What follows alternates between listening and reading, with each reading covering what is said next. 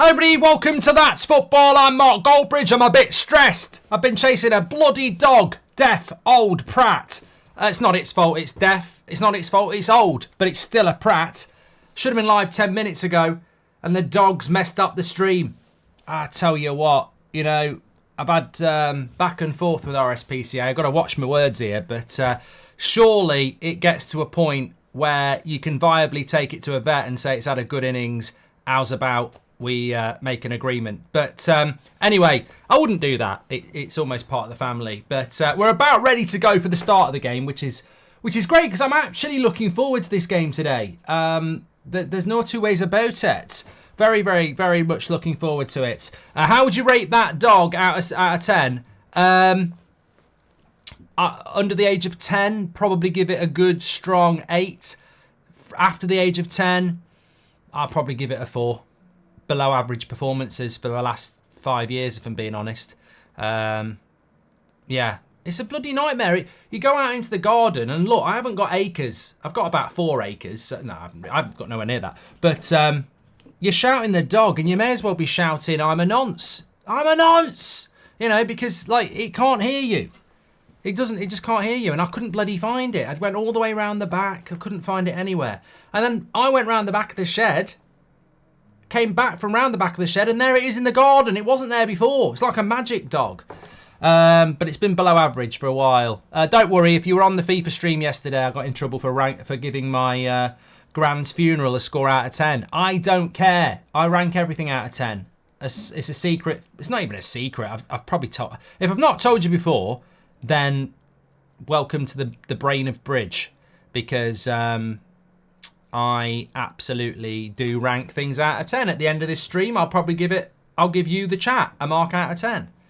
I went out for a night out the other night. I gave it a mark out of 10 on the way home. You know, I felt, as I said, first hour was really good football talk. Last hour was good drunk talk. Middle hour was a bit boring, you know, the normal how's the family and all that. And then somebody has to unload that, you know, their dog's ill, or you know, their kid's been suspended for doing vaping, you know, dealing vapes. And it's like, I'm not really that interested. When I ask you about your family, it really should be everything's fine. Lie. Don't burden me with it. So I had to mark it down. But apart from that, yeah, rank everything out of 10. We're about to start here. There's a horrible tint of kit clash here. I don't know whether it's just my eyes, but there is a feeling. Someone wants to know the grand funeral score out of 10.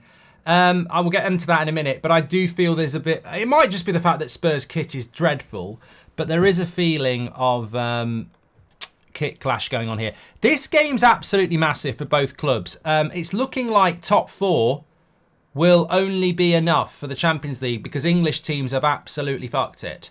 So it's looking like top 4 will only be in the Champions League. 5th place, we might be a bit lucky if we get that. There's got to be a lot of change around next week with Liverpool losing, West Ham losing, Bayern might knock Arsenal out. Man City could still go out as well. So there's the top 4 spots that Villa and Spurs both thought they were going to get Champions League. Probably not now. So both on 60 points. Spurs have got a game in hand. Villa go to Arsenal tomorrow. If Spurs can win at St James's Park, I think they've got a firm grip around that 4th place. But also from Newcastle's point of view, if they could find a win today, they would go ahead of Manchester United. They've got 47 points at the moment. Man United have got 49. So a win for Newcastle would take them above Man United into 6th place. So there's lots to play for today. I'd rather Spurs win because we ain't getting the Champions League anyway, says Mario. Who would you rather got top 4, actually? It's a good either or here. I think we're going to have a good show here. I'm feeling vibrant. The dog search has, angered me, frustrated me, but relieved me. That doesn't mean I went on the search for the dog and got relieved. I'm just saying I was relieved when I found the dog, because as much as I'm indifferent to finding the dog, family members who aren't in the house at the moment would be devastated. Here's Gordon. Good cutback. Not as good as it could have been. Spurs or Villa? Who would you rather got top 4? I'll change that from either or. Who would you want to get 4th? Don't forget, I'm on the United stand tonight at 5:30. Man United against Bournemouth. Could be Ten Hag's last game. Christopher Campbell says, we don't need Aston Villa to bottle it. If they don't get their form back, it'll be a blow to keep up with the top four, says Christopher Campbell. Kieran says, I've not been here for a while, but good to be back as an Arsenal fan, hoping Spurs lose here and we stay top after tomorrow. Kieran, haven't seen you for a while. I mean, there are a lot of names I get to know in the chat, and yours is one of them. But yes, you haven't been around for a while. I hope you're doing well. I heard a horrible story today that Angry Rant Man, that Chelsea fan, is apparently, and look, you never know with Twitter rumours, but some people I sort of respect are tweeting about it, saying that Angry Rant Man is ill. He's had open heart surgery or something, and his organs are giving out. So, look, from one content creator community to another, let's all have a thought for Angry Rant Man. If he's not very well, let's hope he can pull that through. But some people have never heard of him. Chelsea fan. Talking, no, I won't mention about that for a moment. So let me give you the team news here. It is going round the screen. Don't worry about that. We've got you covered there. Newcastle, Dubravka, Murphy, Kraft, Shaw and Byrne. Not a great back four, but they have been doing okay. Obviously, Botman's out now for a long time. Lascelles is out for a long time. I think Trippier's injured as well. Longstaff, Gameres and Anderson. They've not had Joel Linton for a very long time. And then they've got Gordon, Isak and Barnes as their front three. Front three is looking good, but they can never get their best team out. Liveramento's on the bench. Hall's on the bench. I'm surprised they're not actually getting into the team. But look at this Spurs side. It's very strong. Vicario, Porro, Romero, Van der Ven, Udogie, Basuma, Bentancur, Maddison, Johnson, Werner, Son. They can afford to have people like Kulusevski and Sarr, Dragerson, Højbjerg on their bench. Spurs at this stage of the season, surely that's a massive boost for top four, having that many players around. Available. Nice from Idris there to say prayers for Angry Rant Man. Definitely. Good to be live with you, good people. I've had a hard week this week, you know. I've had a hard week. If I was ranking this week out of 10, I'd give it a 5. There's been some hype. No, actually, I'll give it a 6. Mrs. Goldbridge rescued it on Thursday. Met some good people this week, actually. I was in Leeds on Wednesday. You don't expect to go to Leeds and meet good people, but fair play. They defied logic. They were very good. Big shout out to my driver up there as well. I don't have a driver. I had to get driven up there because I had to do some work on the way up. But yeah, met some good people this week. Lovely night away in Stratford-on-Avon on Thursday night with the missus, if you know the rules. And that's all I'm going to say. And but started the week with a cold and a cough, so that was a bit of a downer. Please do subscribe to the channel, by the way. Bottom right-hand corner. Spurs dictating the play here. I'll tell you what, if Newcastle could get 6th place from this season, it would be remarkable. Absolutely remarkable. But I almost feel the same about Man United. Both us and Newcastle have had very similar seasons last year and very similar seasons this season. Love the community. I don't know why I'm in a really... that dog loss, it's not a loss. It's a find. Rescued it at the end. I did genuinely think, where the fuck has it gone? And the stream, I need to start my stream. And if the wife had come in and gone, where's the dog? I'd have just gone, no, nothing to do with me. You were last seen letting it out. No, that doesn't mean anything. That doesn't mean anything. That's like, you know, no, that's not enough. Spurs starting off well here. I think I'm going to go with the Spurs win today. And I think these are the sort of wins that will get Spurs top 4. Never a foul. Premier League's back. Right, can you rank your Grand's funeral? Well, if you watch my FIFA streams on my channel, then you would already know that I ranked my Grand's funeral out of 10 at a strong 6.5. Above average just. Now, people say, how can you rank a funeral? Of course you bloody can. If you're giving up your time, which obviously I wasn't, I'm happy to do it. Well, I wasn't happy to do it because it's the death of my gran. But, you know, you're not going to say I'm busy. But what I mean is, like, I'm a firm believer that you can rank anything. You can rank your dinner. You can rank a funeral. You can rank a day at work. You can rank a turd. Everything's rankable out of 10. The reason I would give it a 6.5 is because the after party, well, it's not a party, is it? It's called a wake. The after bit, I saw a load of family I hadn't seen in ages, and we had a nice couple of drinks, and I actually, you know, I'd booked an Uber half an hour afterwards because I thought it'd be depressing. I actually cancelled the Uber for another couple of hours. I had a really good time. There was some good music, good conversations, remembrance, chats. Oh, remember this, remember that. Yeah, lovely stuff. The funeral itself is obviously very sad. But the song that she had playing out on the way out was Rod Stewart. And, you know, he's a bit hit and miss. He's a bit hit and miss. Could have been better. Also, it was at a crematorium where there was another. I felt like I was bloody having a meal. We had to wait for the one in front, and then when we were finishing, we were being ushered out for the people behind. I was like, God, is that what we are now? Get a ticket for your cremation. But yeah, I'm not. I prefer a burial to a cremation. You get more time. It's more respectful. When my granddad got buried, it just, you know, I'd give it an 8 because it was. You get more time, you know. A cremation, I think, especially where that was, just felt like, you know, book a slot, you've got half an hour.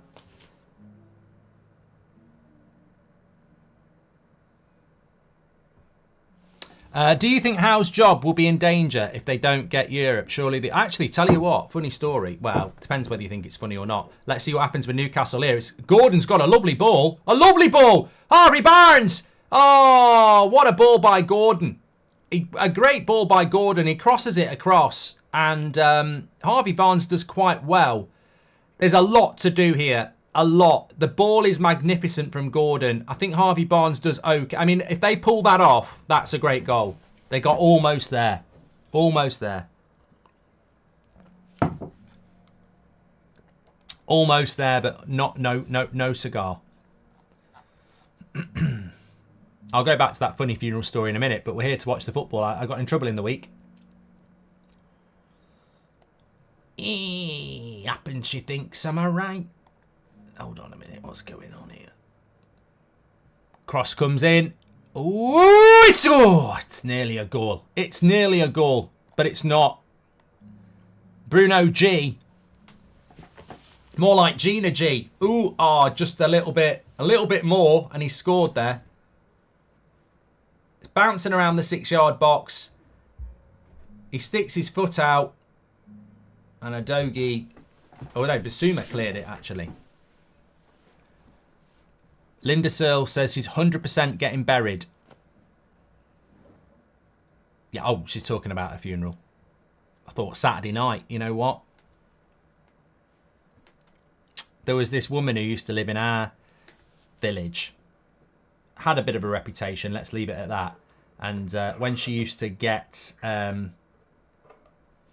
certain needs, after a couple of vodka and tonics in a pub, she'd said, I'm looking forward to a big burial tonight. She was talking about a cock. Which I'm sure Linda wasn't. Linda was talking about actually getting buried. So if you've never heard of that saying, I'm looking forward to a burial tonight, it works both ways. Men could say it. There are orifices. Anyway, we'll move on. We're watching Spurs against Newcastle.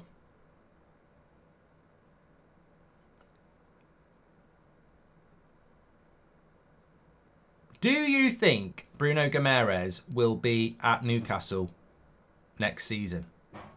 I think he's so good, he could be anywhere. PSG, Liverpool, Man City. I'd love him at Man United, but it's been a bit of a write-off season for Newcastle, hasn't it, after the progression of last year? Do you know about Chris Craig? Says Goldio. Thoughts on the government stopping his book being released? Know nothing about this.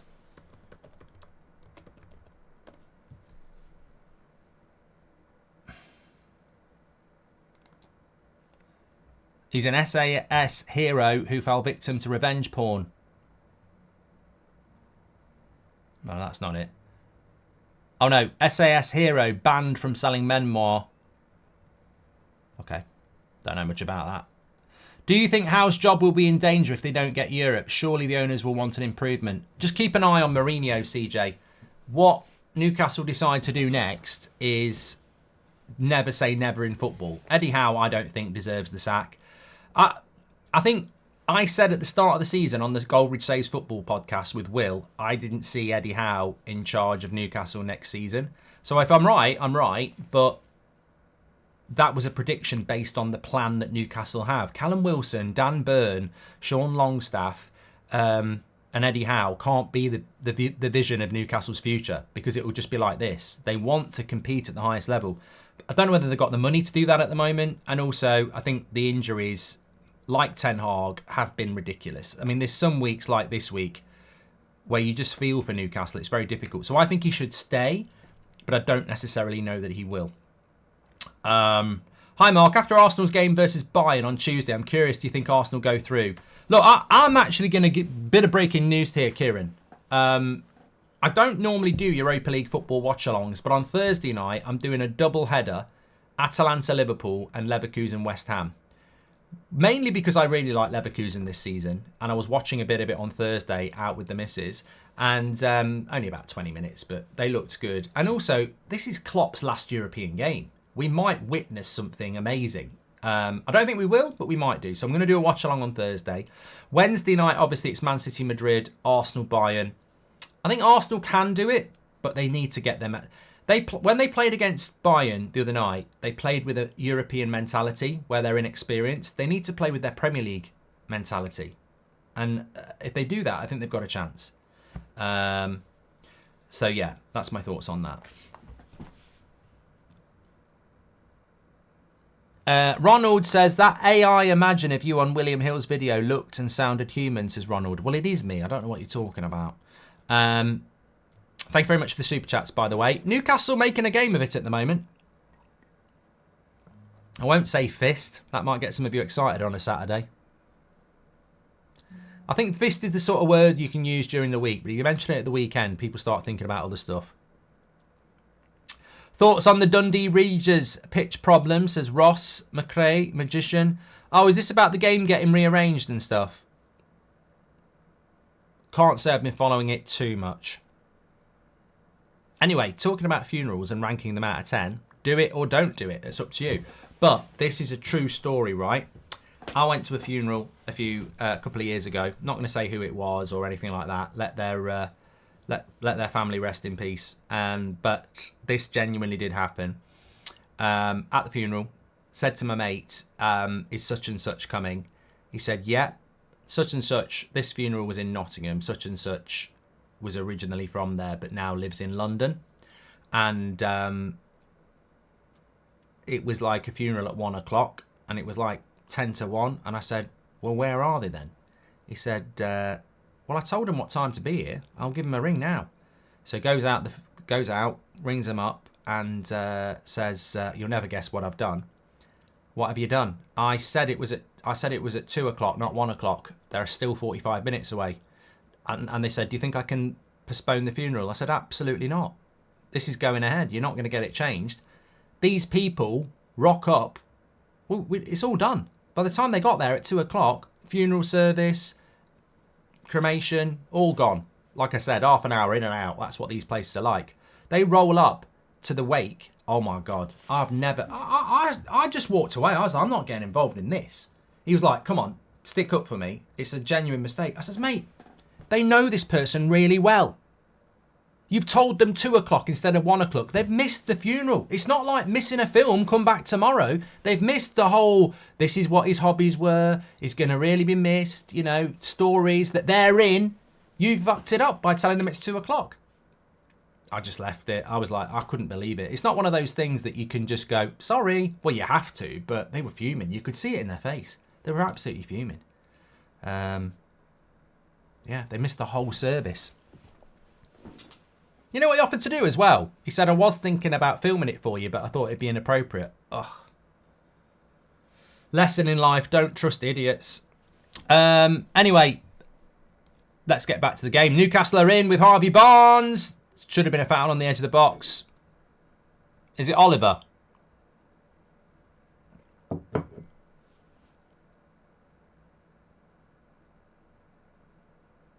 Mark, I remember you being disappointed when Villa put out a weak side against City. So for your attention, Luton are missing all of their 7 centre-backs today. Is that through injury? Could have took a tumble there. Maddison could have took a tumble there. Skipped past his player. Honesty. Goldio says, on a reel, how did Dyer scam a move to Bayern? I thought he did all right. I thought he did all right the other night.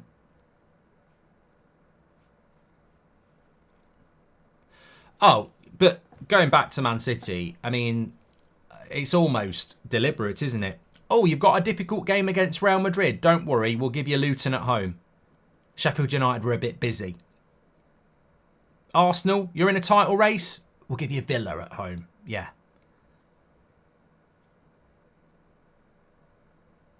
Don't tell me that those fixture lists aren't done on purpose as well. Not sure if you've heard or even care, but any thoughts on the Emma Hayes male aggression comment last week? I have seen it, Calhoun. I think there's some context to that. I saw the clip of Emma Hayes going up to the male manager of the opposition and giving him a bit of a push. And I think a lot of people sort of went in on her saying, how can she say that when she was aggressive? But there is context to that. You should always go searching for the other side of the story. He was behaving a bit of a prat as well on the touchline. So, you know, she shouldn't have done what she did. I agree. But, you know, look, I don't actually have much of an opinion on it, if I'm being honest. Who are your top 3 Premier player breakouts this season, says Goldstar? 100% Mainu. I think the lad at Liverpool deserves a shout as well. And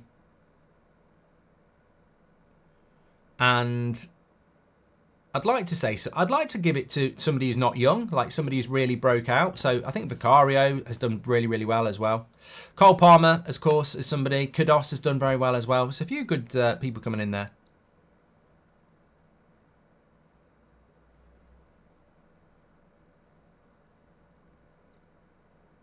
What's the name of that right back at Liverpool? I've got real brain fuzz at the moment. I think it's like allergies or something. I'm getting the name Ross Barkley and it's not. What's his name? The right back, the Northern Irish lad. Bradley, not Barkley. I've got a few letters right. B-R-L-E-Y. They'd give me that on the chase. Udogi's done well as well. There's been, you know what? I think this has been the season of the breakout. I think it has. I think established players like De Bruyne, Haaland, Salah haven't really... They've done well, but they're not really consistently done well. I think it has been the season of the breakout. Yeah. What's the funeral that affected you the most? Oh, thanks for bringing the mood down. No, I'm not even going to talk about it. You know, I can do life with a bit of banter. I'm not going to do genuine devastation because I think life's too short for that. And they're moments you have to go through personally. I want to make people laugh. I want people to see the brighter side of things. I'm not here to drag you down and say that's the worst thing I've ever seen because there's just no point. You know, like that's something for you in your private time. I'm not going to do that. We're here to deliver positivity where we can. Not sure if you even have done that one. Thank you very much. I've been to some horrible funerals, basically. People taken way, way, way, way too young. Ethan Wheatley is part of Man United's matchday squad today against Bournemouth. Another young player, potentially, getting involved. Giovanni says you're ducking and diving questions. Mate, you don't want me to tell these stories. We're trying to watch a game of football and have a nice time. You don't want me to tell you those sort of stories. Trust me, you don't. Do you think Chelsea will sign Osimhen, says Leroy? Where are they going to get the money from? Where are they going to get the money from? They've got to sell £100 million worth of players, which I think they will do, but where are they going to get the money from? Newcastle are doing really well here. I've got to say, Newcastle are doing very well. Slipwave, who is a member, thanks for getting your badge in, says, why have Newcastle got 2 goalkeepers on the bench? Well, they're in here down the left-hand side. It's Harvey Barnes again. I think it's amazing how Newcastle are doing when they've got so many players out. That's going to be a booking. Surely. Dan Burn. Who is this ref? Who is this ref? Absolute shite. If he doesn't book him, he's an absolute idiot. That's a stonewall yellow card. Absolutely terrible.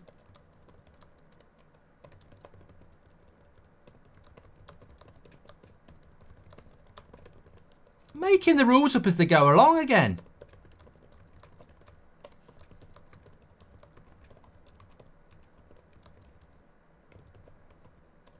Even Angie's not happy about that.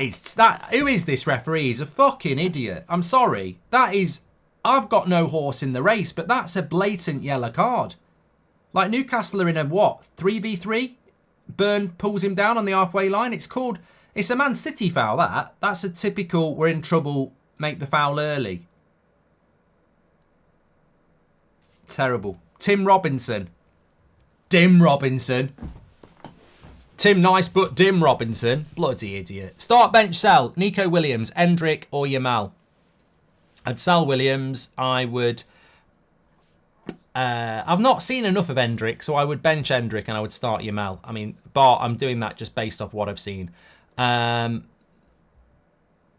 Newcastle have done well so far. I think Maddison's looking lively today.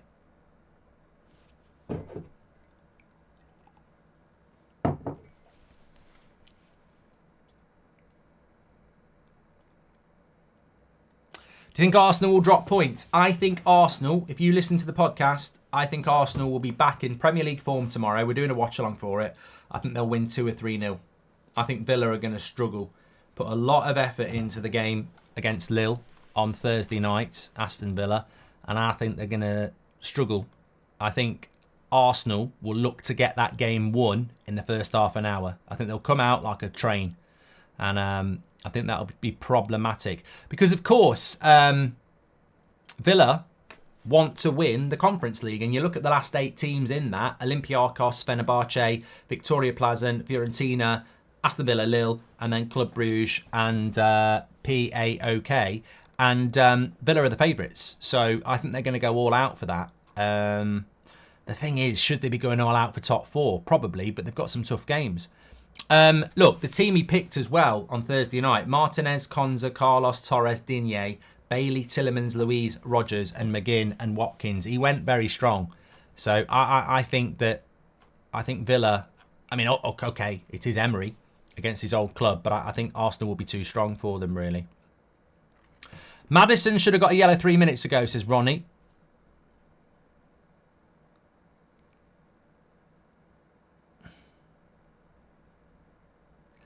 %57% of you would rather Villa got top 4 than Spurs. Proper LFC says, how's Seb doing? Good. We had a cage match today, Hell in a Cell, on the computer. Undertaker against Roman Reigns. He was Roman Reigns. I was the Undertaker.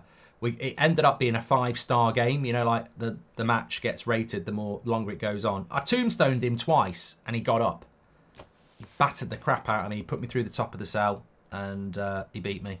So he's better than me at wrestling. But FIFA, I can do it one-handed. He's crap at FIFA. And I said, that's the real game. That's the real quiz. So, Matthew, Roman Reigns on that game is the best person on it. I've not unlocked Stone Cold yet. He's now been in the loft with me, and he's brought a guitar down. So he's trying to learn the guitar, which I said you won't learn in 20 minutes. Oh, he's giving a yellow card now to Van der Ven. Is that controversial? When is Tyson versus Usyk? Because I am going to do the watch along for that. I just want to make sure I'm about. Not that I'm planning on, dropping off this mortal coil. 18th of May. It's the night before the last Premier League game. Yes, I will be doing that. I will be doing that. Defo.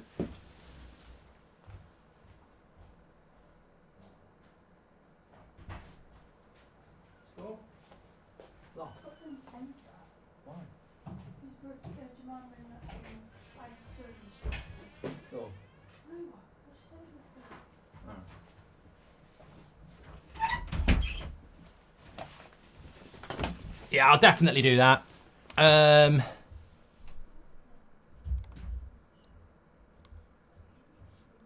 11 o'clock. Oh, I can do that. Mate, I want to watch that fight, so I'll definitely do a watch along for it, yeah.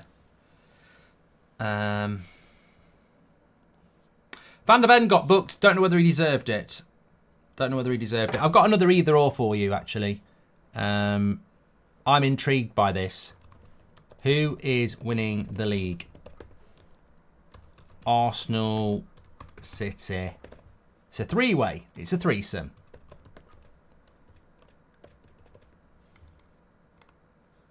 I've not heard from Linda in the chat since the burial comment. It's making me a bit nervous. She said she'd like to be a burial, and I said that can mean something else. She's not been back in the chat since. I'm hoping I've not offended her. Oh, she's back. She just said, please like, share, and subscribe. She's not offended. Good. Can you please do a watch along of bargain hunt, says Phil Mitchell. Do they still do it?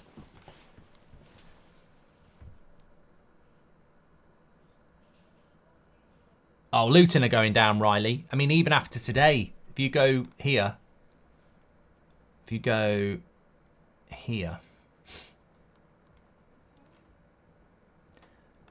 look at the fixtures today. Luton are going to get beat by Man City. I think Forest will beat Wolves. That will change the complexion of the title very, very, very much. Actually, I don't think we've got a league table on the go here, have we? Let's get the old league table. Where are you? Have we got a league table going round? I've got a bottom 10. Put that in. And top 10. There we go. There's so much we have to put in now. Let's do that and that. What can we get rid of? We don't need that really. Okay, so that's how the league table looks at the moment. Luton 25, Forest 25.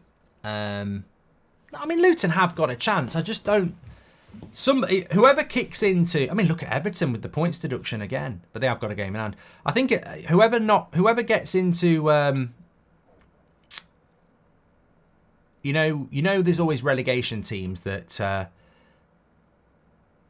Oh, 2v2 slips in Isaac. This should. Oh, why didn't he? Oh, he's gonna. Oh, I tell you what, that was Thierry Henry-esque. Unbelievable. Gordon will get the assist. Isaac puts the Spurs defender on his arse. I said to Will on the podcast, he said Spurs will win. I said, do not write Newcastle off at home at your peril. You can't do it.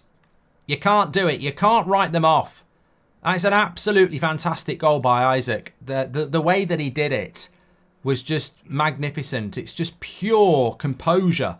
And it comes from a breakaway. It's a lovely ball. I mean, Adogi's got himself caught in all sorts of trouble here. Very unlike him. Gordon battles him.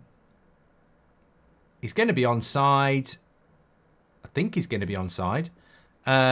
Look at what he does to Van der Ven slips, to be fair.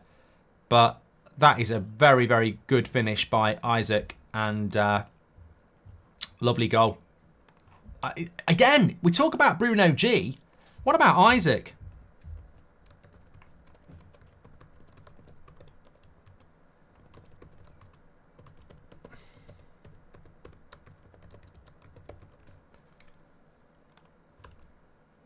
He's so, look, he models his game on Thierry Henry, and he isn't Thierry Henry, and he's never going to be Thierry Henry, but you can see it. I mean, should Arsenal take a punt?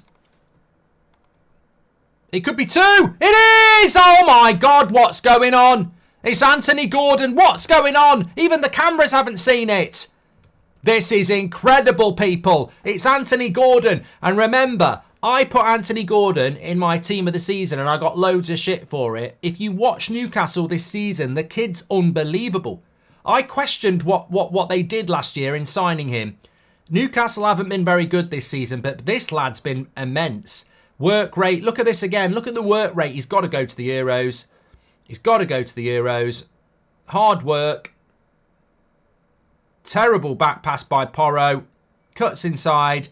Van der Ven has just had... You know, they may as well get a deck chair for Van der Ven. He's been sat down twice in the last 2 minutes by Gordon and Isaac. Absolutely brilliant. This puts Newcastle into 6th. Poor old Van der Ven. More like Mr. Ben.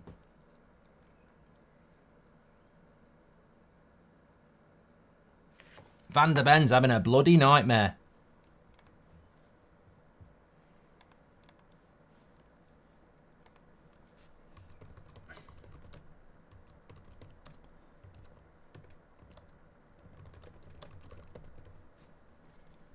Unbelievable. Well, I tell you what, I wanted to do this game. And I wanted to do this game because I thought it would be good. Because I knew Newcastle at home, regardless of people writing them off, they're very good at home. They've been absolutely incredible. Anthony Gordon, look, I support Man United, but I can watch football. I can appreciate it. I really like Bruno Guimaraes. I think Anthony Gordon's a fantastic player. Fantastic. And should be being spoken about in teams of the season. Because he has been so good. So good. What are your thoughts, Ange? Well, you know, at the end of the day, people talk about 4th place. It's not about that. It's about quality. It's about the players. I can't really do Australian either, but you know, I couldn't give a fucking Castlemaine 4X for 4th place. At the end of the day, I want my team to play football in the way. You know, it's about character, really. It's not about 4th. It's about character. I can't really do Australian. I'm sort of going Northern Irish now. It's about the character there, you know. It's not about the Fosters or the barbecues for me. It's about the party. I'll stop. Terrible. Madison, we've done that, Ronnie. Thank you very much. Van der Ven is a great player, but he's having a nightmare. You're right. We're better off asking me, Mark, what I think. I mean, look, at the end of the day, Ange sounds a bit like Minge. And, you know, Minge can be very good, but it can also be very horrible. I can't even do Dyche. I'm losing my powers. It could be 3. Van der Ven makes a tackle. Stop calling him Minge, Sean. Wow. Please do subscribe to the channel. You don't get this sort of football coverage anywhere else. We're completely unique here. We do what we do, and we do it together. Just ask Linda. Right. Newcastle have been incredible. Even though this puts Newcastle above my club, I've got to say this is why we love football. Because you write Newcastle off at St James's Park at your peril.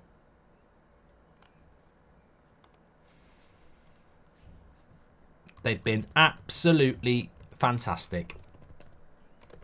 This is why I love the Premier League. I bloody love it. A proper game of football, and you never know where you're going to get it. You just don't, do you? Don't worry, Spurs fans. Man United are playing Bournemouth later. If you want to see me suffering, that's probably going to happen. I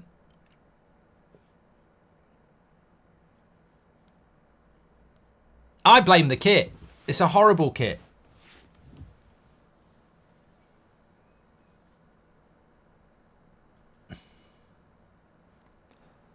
Oh.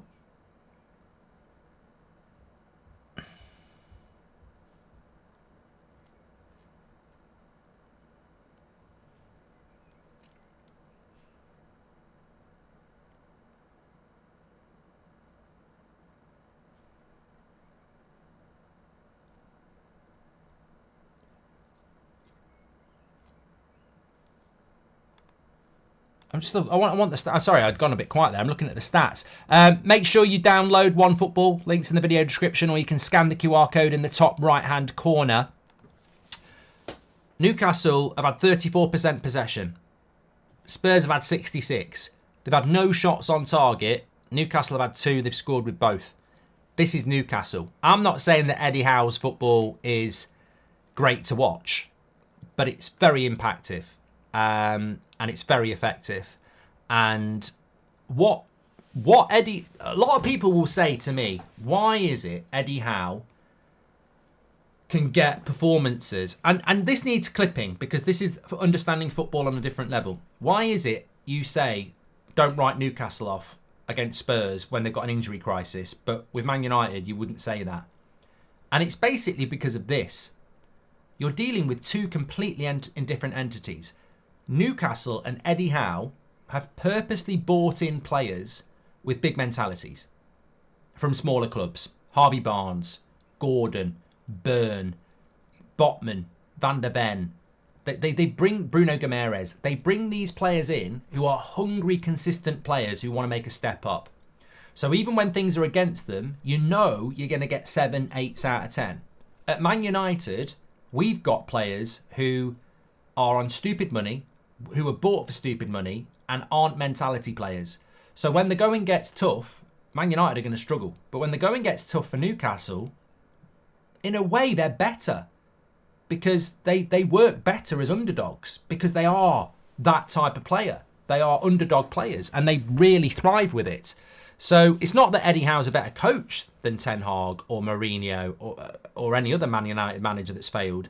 It's just that Man United's recruitment is shit compared to Newcastle. And this is hopefully something that United will change. It's about mentality. You can criticise Dan Burn, but the mentality of the player is unquestionable. And those players are what allow these performances to happen. You don't see, Bruno Fernandes playing with the discipline of Bruno Guimaraes in a game like this where you know you've got to play the percentage ball. You don't see Marcus Rashford playing like Harvey Barnes. Harvey Barnes is better than Rashford in a game like this. And yet Rashford's a better player. It's about consistency, it's about mentality, and it's about performing week in, week out. And these Newcastle players, I never would have had them winning at Fulham away last week. Fulham were all over them. But they find a way to defend well and be clinical. And they've done it again today. Look at Ange. Look at what Ange is doing with Spurs, says Connor. Well, Newcastle look like scoring again here. Spurs are the new Ned Stark. Their heads are gone. They're gone. Van der Ven is almost like he's playing like a kid who didn't get a PlayStation at Christmas. He got a pair of socks. It's like he's playing like a spoilt brat. When everything's going well, great. He's got to roll his sleeves up now. I would rank this Newcastle performance out of 10 as an 8, and I would rank this Spurs performance as a 4. Spurs need to increase the mentality here. They could still get back into this game, but Newcastle look like they're going to score the third. They've been brilliant. Another cross. Headed over by Isaac. Who's going to win the title? 44% are going with Arsenal. 36% are going with City. 21% are going with Liverpool. Don't forget to subscribe to the channel, by the way. Bottom right-hand corner, we've got an amazing week of football for you. Can't wait. I love this time of the year. I love football, but I love this time of year because there's so many big games going on. Man United are at Bournemouth, 5:30. I'm on United stand. Tomorrow, we're back on here, Arsenal, Villa. Monday, 8 o'clock, Chelsea, Everton. And then you've got Tuesday night, we'll be back with the Champions League, Barca, PSG. Wednesday night, double Bayern Munich, Arsenal, and Man City, Real Madrid. And then Thursday night, I'm going to do Atalanta, Liverpool at 8 o'clock and West Ham, Leverkusen. So it's a massive week of football with big ramifications. Philip says, well, I'm just looking at whether this should have been a foul. Spurs player got caught in the face. Bentancur. I actually think this is worth having a look at.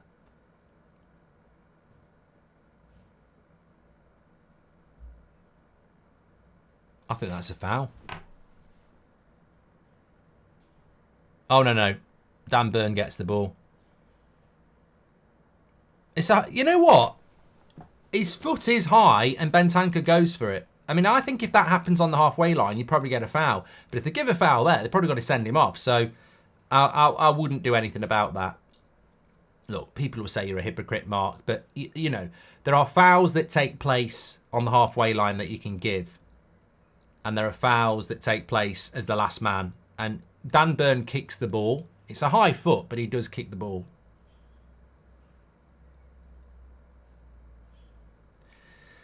To be honest, I don't think Spurs were looking for a red card or anything either. I think he just genuinely did hurt himself, which is fine.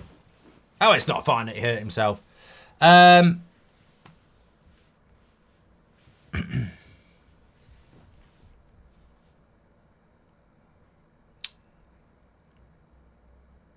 Here we go. Oh, good defending. Spurs are on the ropes here. On the bloody ropes. I was asked a question by Philippe there. I'd love to get some of your thoughts on it. Why are Spurs struggling? Mentality, pressure, expectation. They should get 4th place. They're my tip for 4th place, but nervous.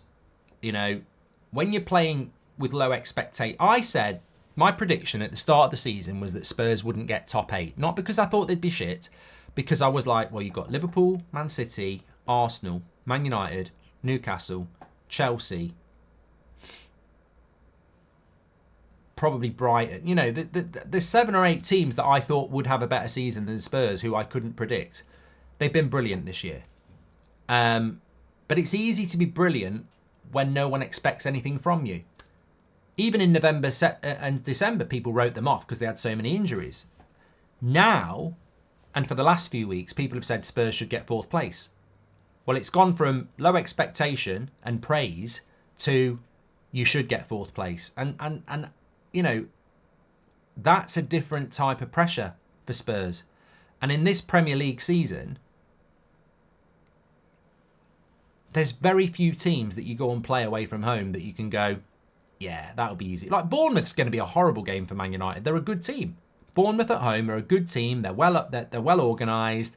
They've got a system. They press hard. It will be a difficult game. Newcastle was always going to be a difficult game. Like I said, if you listen to the podcast, Ultras, Will said Spurs win. I said, you're having a laugh. Don't write off Newcastle at home.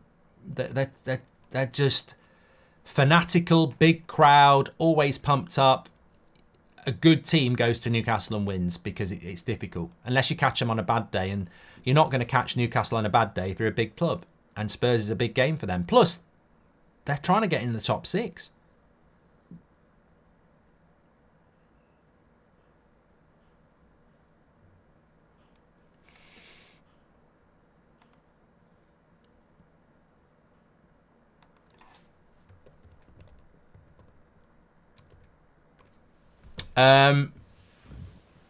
We're just about at half time here. What do Spurs do to change it around? I mean, look, Spurs have had a very good season, but what's gone on with Kulusevski? I mean, for a long time, he's been one of my favourite players, and he's really struggled this year.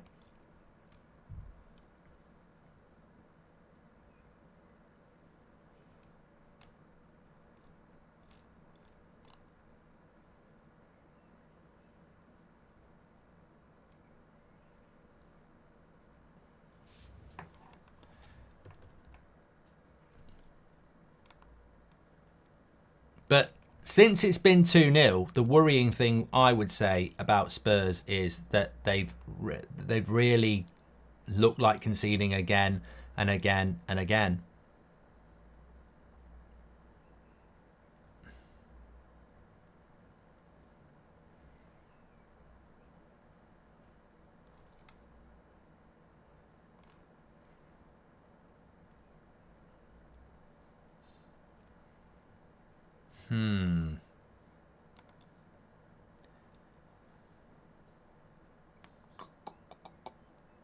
Of course, the disappointing thing is, I just wanted to pause it on this for a moment. The disappointing thing is, you look at Tottenham and Villa, they could both lose this weekend.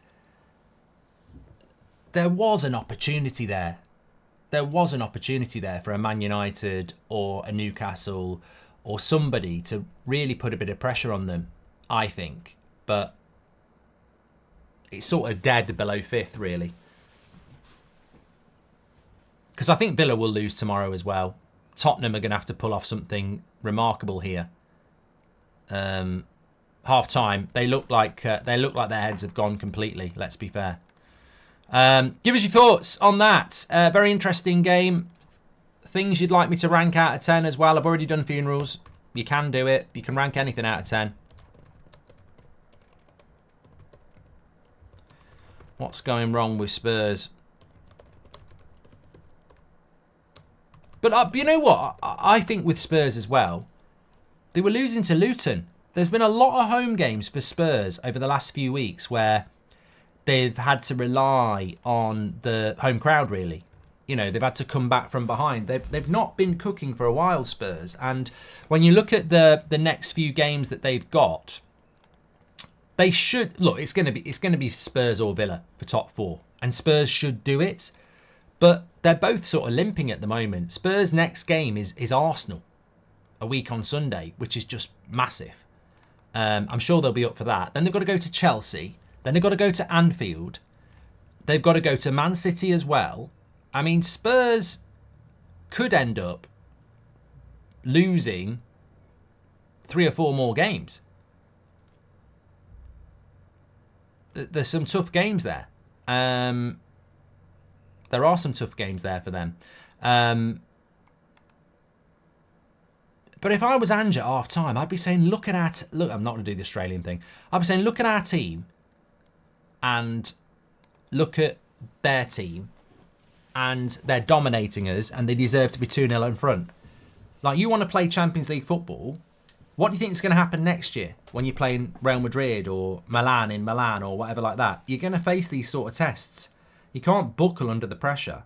Yeah, looking at Villa's next few games, I mean, look, they've got Arsenal tomorrow. I think they'll lose.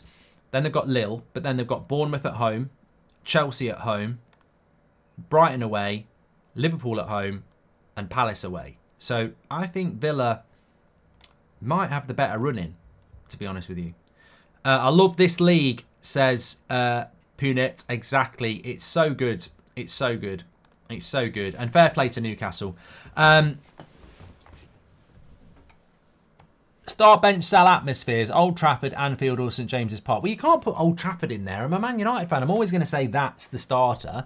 Who's got a better Anfield or St James's Park? Look, when Anfield's on it, it's Anfield. But consistently, it's probably St James's Park. And I think even Liverpool fans would admit that. Even as a Man United fan, I'd say consistently St James's Park is probably a better atmosphere because Newcastle fans are consistently, week in, week out, very loud. Whereas sometimes you can be Old Trafford or Anfield and it can be a little bit... It's the same Arsenal have it sometimes as well. You're the victim of the success in a way. Mark, I know you're a Man United fan. Would you take a Spurs win if Man United get into the top six, says Christopher? I've never really thought of it like that. I mean, obviously, I don't want Newcastle to win from a Man United point of view, but I also hadn't really come into the game wanting a Spurs result. You get what you deserve, I suppose, don't you? And I think that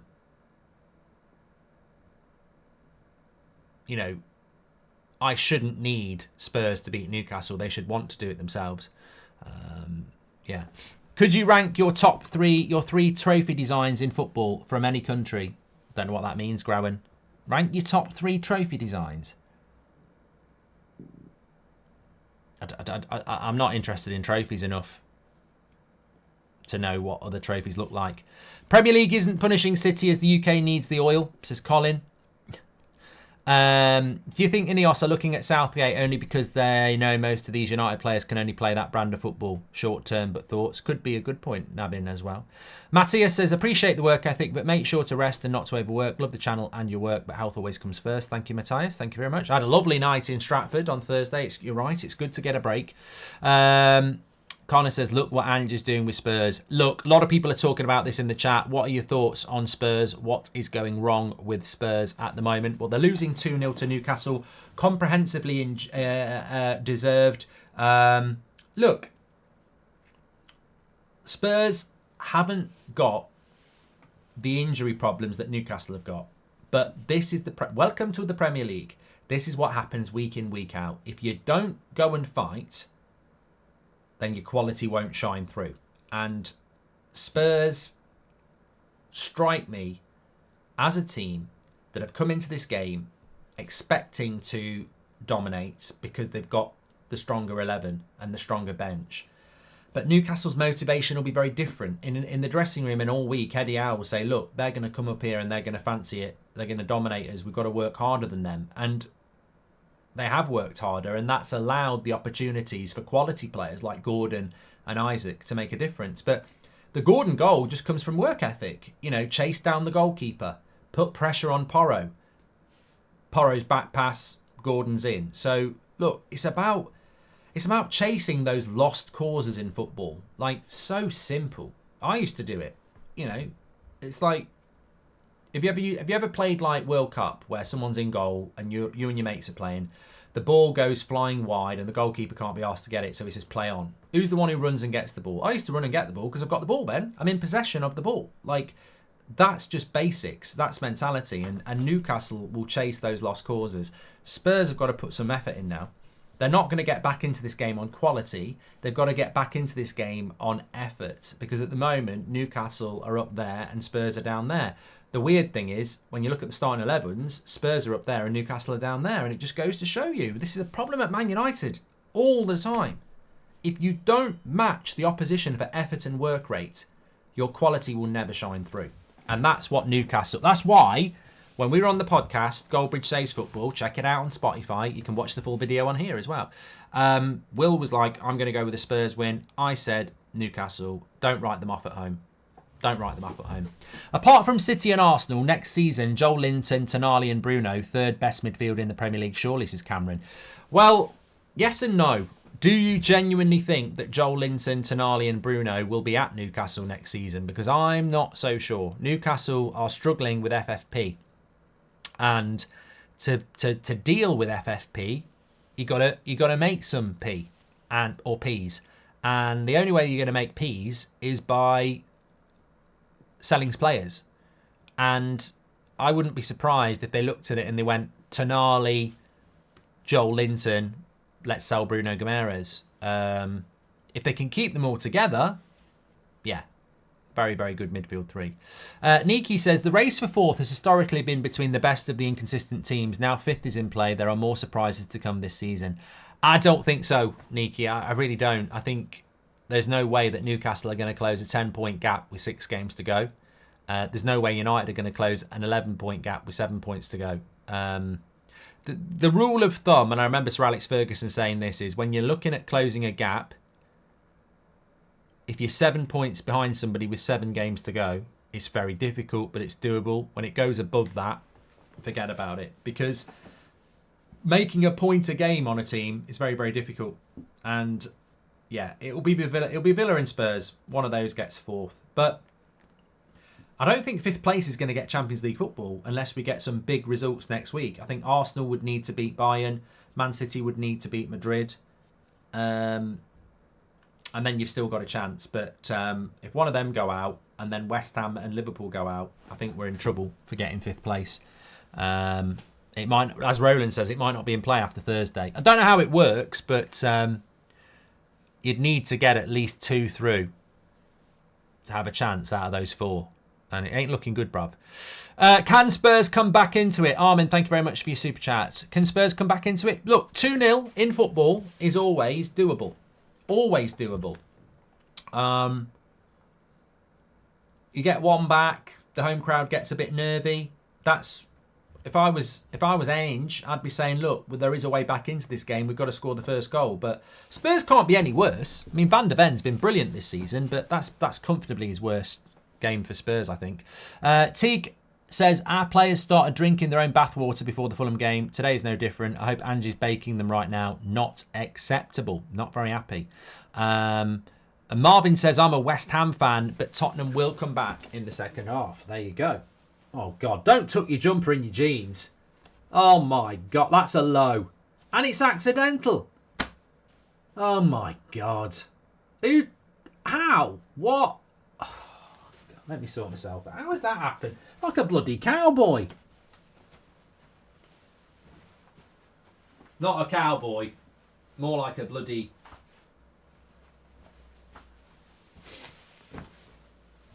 Definitely not a rent boy. They don't... Not that I'd know how they dress. Pratt boy. Pratt man. That was accidental. I don't even know that's happened. I'm confused. I don't even know how that happened. People will say you can't do that by accident. Well, I've just proved that you can. I've never tucked a jumper in my jeans before. That's a low. Right, please do subscribe to the channel, bottom right hand corner. Thanks everybody for watching. Really appreciate that. Do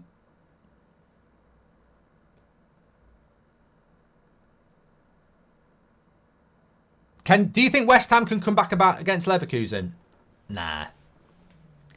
Be a cracker though. Look, I always said I won't do Thursday night watch-alongs, but I am going to do a watch-along on Thursday night. I think it's Klopp's last game in Europe for Liverpool. Will we see something special? I think it'll be a good game. I don't think it's impossible for Liverpool to get back in that game. I really don't.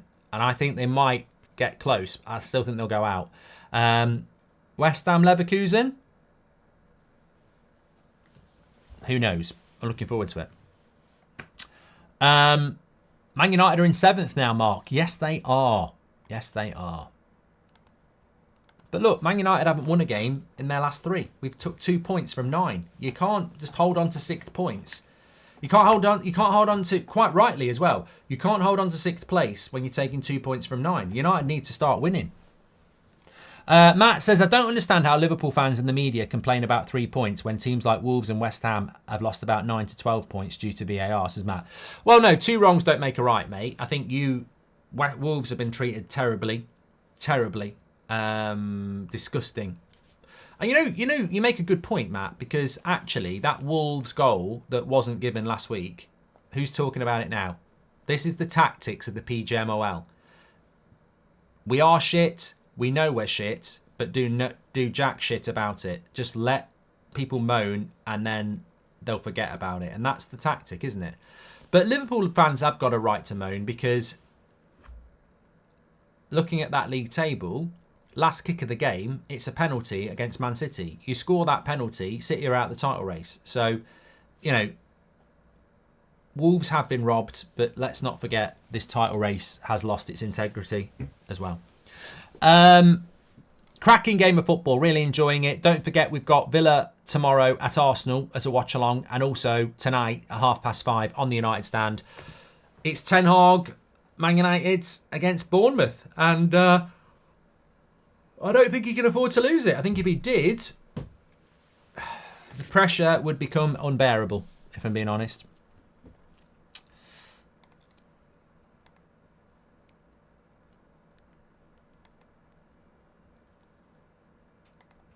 What's going on here? Sorry, I thought I'd had a message that was good. It's not.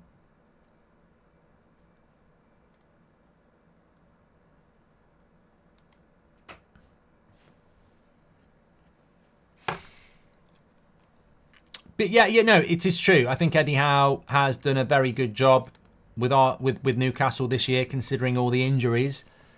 The flip side to that is no one will give Ten Hag any credit, and he's had more injuries. So, make that make sense. I think the fact that Newcastle and Man United, if whoever finishes 6th, and it might not be them, but if one of them finishes 6th, I think you can take something from a bad season.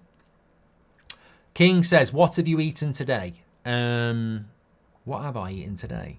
I had for breakfast Greek yogurt, strawberries, raspberry, and some granola. And then before I started this, I had some chicken breast, coleslaw, and a bit of a salad. And then that's just a snack. And then when I finish this, I'll probably have another snack ahead of the Man United game, and then I'll eat properly after that. Eating with Goldbridge. Food, nothing else. Newcastle have not had more injuries than Manchester United, Daniel. We've had over 60, which is the worst in 50 years. So I doubt Newcastle have had more. In fact, Daniel, why do people always have to turn it into a competition? You're an idiot, Daniel. Think about it. Who gives a shit who's had more injuries? They've both been injury hit. If Newcastle have had 65 and Man United have had 61, it's still ridiculous. What are you arguing about? They've both been decimated by injuries this season consistently from August to now. It's derailing. It's difficult. It's very, very difficult. And I don't think there's a winner there. Like, they've both been massively hampered by injuries this season. Sometimes the either or doesn't actually work, Daniel. That's what I'm saying. It's like, I think anybody with a brain would accept that Newcastle and Manchester United have both been massively hindered this season with injuries, and probably a hangover from last season has caused that, because they both played with quite small squads last year, and a lot of those players have struggled to repeat it this year. Right, players are coming out for the second half. It's going to take a big, big turnaround here. It really is. Can it be done? Well, I don't think it can, because I think Newcastle looked more likely to score again. They were the better team at 2-0. Someone turn the sun off. There you go. My God. Did you see that? Goldbridge. That was... Oh my God. I can control the weather. No word of a lie. Massive shadow across St James's Park and the sun's out. I went, can someone turn the sun off? And literally the shadow disappeared.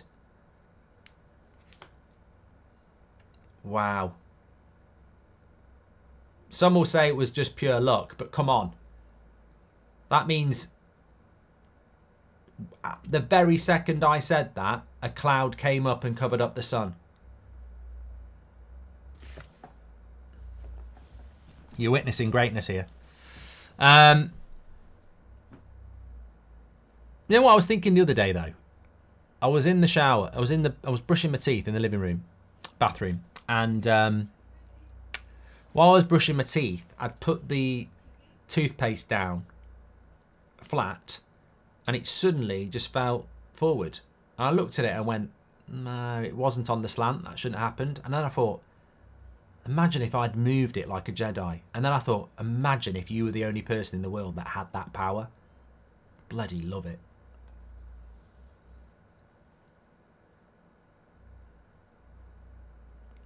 Anyway, we're up and running here. I told you last week on United Stand we can still make Champions League, and you made fun, which is totally fine. Wait and watch. I hope family's fine, says Talal. We ain't getting Champions League, mate. No way.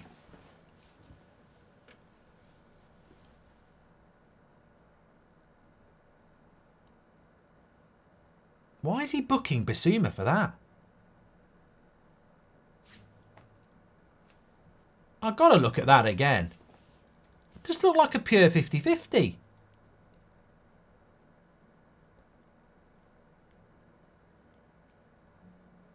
I'm going to look at it again because I think this is just pure 50-50. Here we go. Right, what's his foot doing though? Longstaff stays down.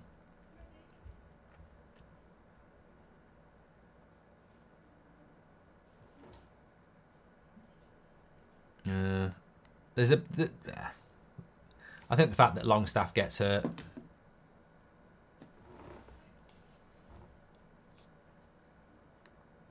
I'll let it go. Bird says, can I order a couple of weeks of nice weather, please? I'm going to the lakes. Imagine that. Did you not see that? Oh, I forget who it was this week. There was somebody this week. I think it was an ex-player. I don't want to get it wrong who it was. They basically, when COVID hit 4 years ago, and we all had to go into lockdown, we had about 4 weeks of really good weather in April. And this player was saying that the government did it on purpose. So I think basically was insinuating that the government can control the weather.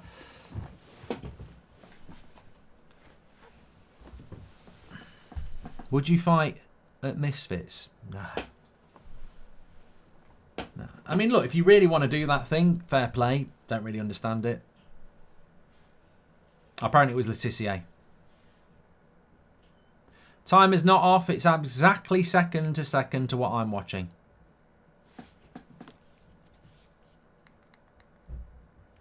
Newcastle has a style of play and play better football, hence more credit to Eddie, says Believe.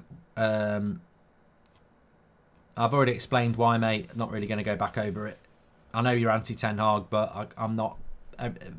Some people are here watching the stream and listening, so I'm not going to go over it again. The reason Newcastle can play well with an injury crisis and the reason Man United can't is because Newcastle have collected players that actually have desire, mentality and work rate, and United have got overpaid prima donnas. Oh, Son. Could have played him in there. Can Spurs...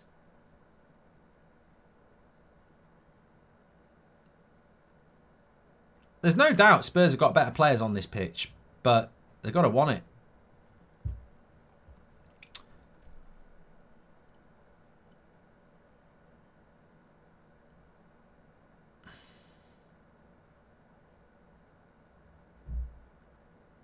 Maddison. Werner. It's interesting with Werner, isn't it? Came in on loan and good shot. Oh, Dubravka does well. After fumbling. Interesting about Werner. Brought in on loan and he picks him every game.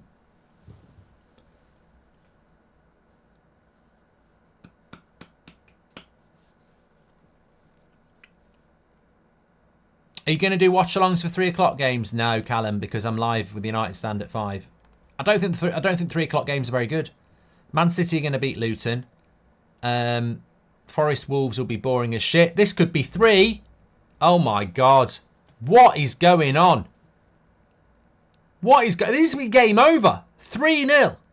What is going on here?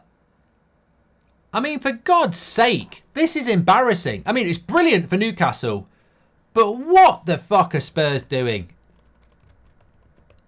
Unbelievable. It really, I mean, as I said, I don't want to take anything away from Van der Ven. Absolute shit.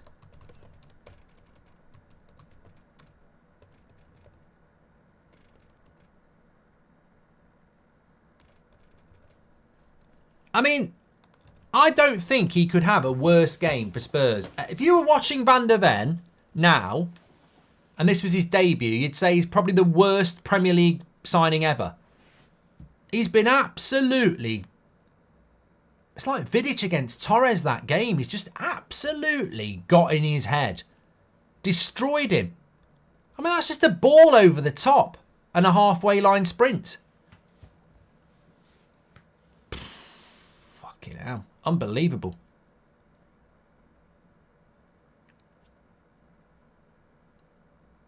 What are Spurs doing? They're not in Europe. Everybody's fit.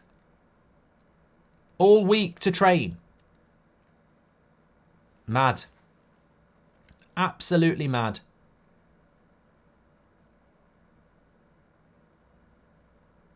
We've got to talk... X-Rex, you've got to talk about Isaac, though. Well, he's on a hat-trick here.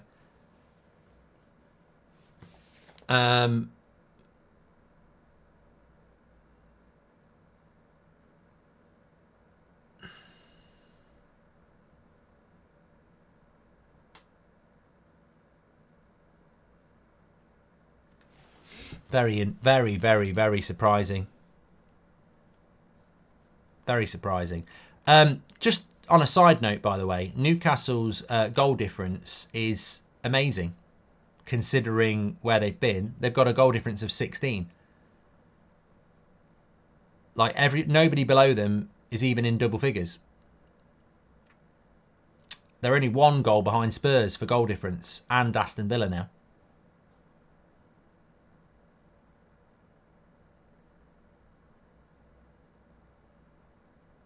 .68 goals they've scored this season. 4th best in the league.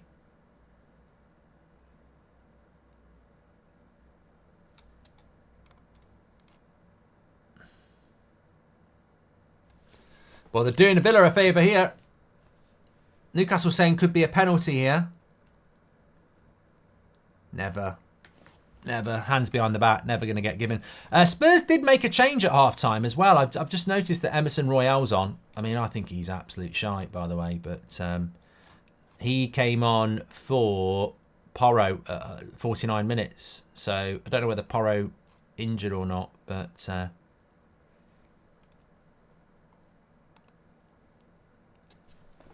Isaac to Man United, mate. Can't afford it. Not a chance. Newcastle paid good money for Isaac, didn't they? How much did they pay for him? Isaac. 63 million. They're going to want 100.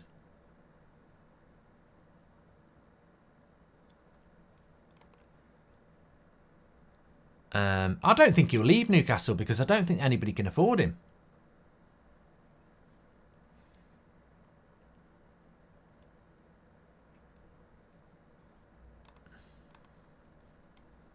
Do you reckon Spurs will play like this in the North London derby? Says Alan. No, well, they're making a treble substitution here. Højbjerg, Sarr and Kulusevski coming on. I mean, you've got to try something, haven't you? I mean, they've been absolutely dreadful.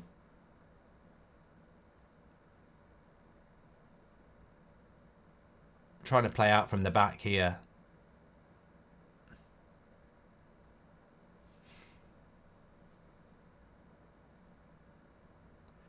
Yellow card for Romero. Heads are starting to go a little bit.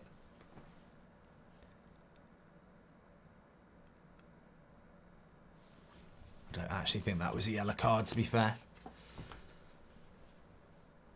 Well, I'll be stunned. Stunned. It'll be a stone cold stunner if Spurs got back into this.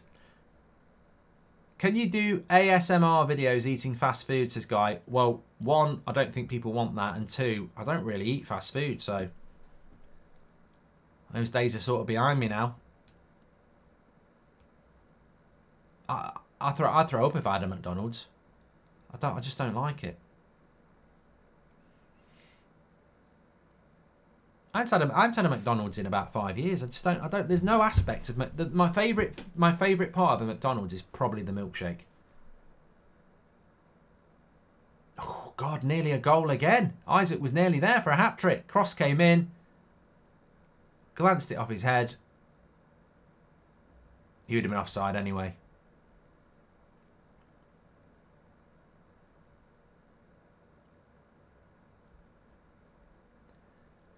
There you go. I think Werner's coming off.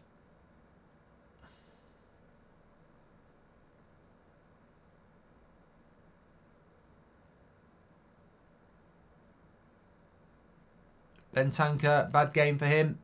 I think he's a good player, but he's coming off for Sarr. I'd imagine he's going to take off Basuma as well. Son, off.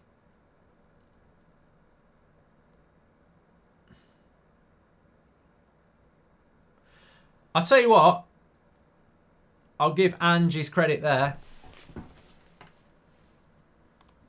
I'm going to tweet this as well.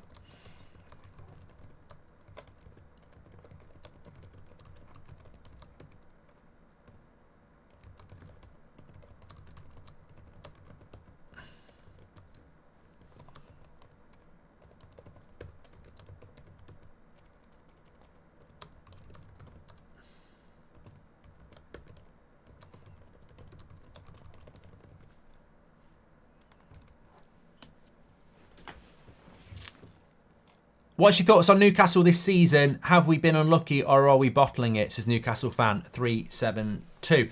No, I think Newcastle are very similar to Manchester United. I think that it's been horrific with the injuries. Look, you only need about 20 injuries spread across the season and it's going to have a big impact. And Newcastle have had a lot more than that. You can't ever build any momentum because you're always changing your team. I think if they can get 6th place, it's a good season from a horrible situation.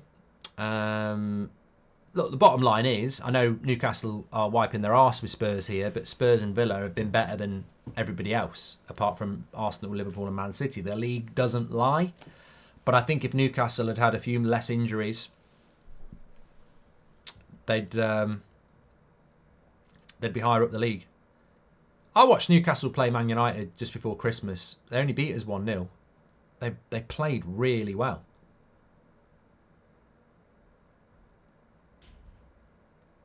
I just think the Newcastle project is quite confusing because I assumed it was going to be the same as Man City, where you're super wealthy and you buy your success.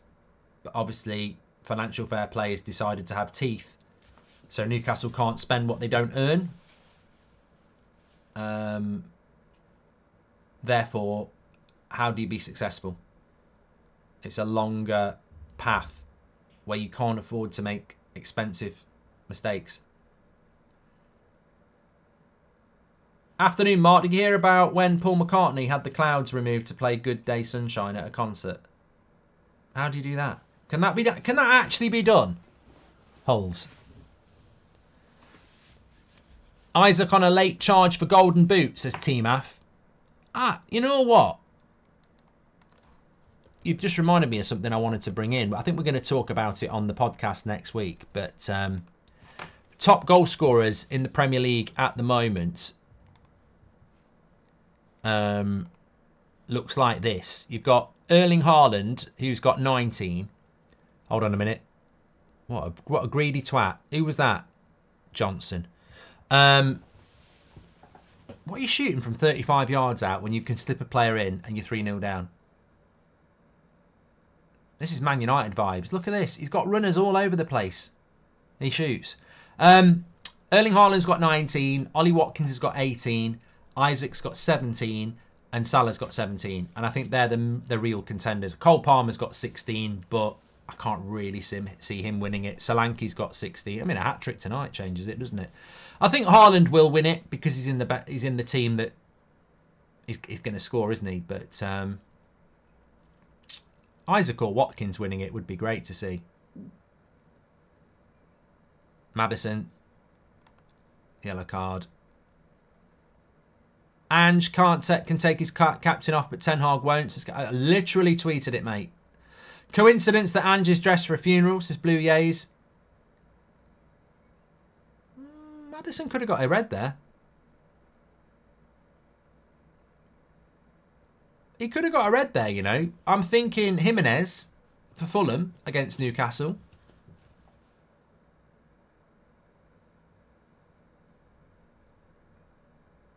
No, Maddison didn't get booked in the first half. I don't think it was a red, but looking back at it, it could have been.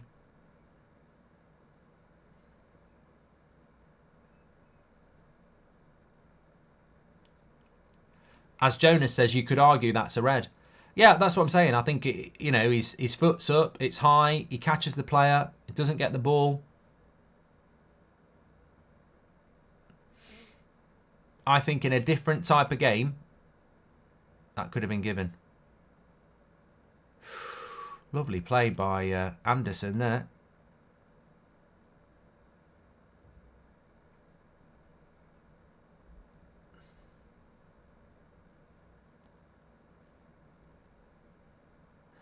I don't think you can come back from 3-0 anyway, but I don't sense Spurs have got any capacity to come into this. I'll tell you what it does do for the league, though. Man United down to 7th. United have got to go and beat Bournemouth. Have to now. Have to. And I think Newcastle's running is quite good, from what I remember. I'll tell you what Newcastle's running is in a moment. But from what I remember, it's quite good. Cross comes in. Oh, back post. I thought they were going to score again. Damn, Burn. Burn, baby, burn. Newcastle's next few games. Palace away. Sheffield United at home. Burnley away. Brighton at home. Man United away. Brentford away. They could get some serious points on the board.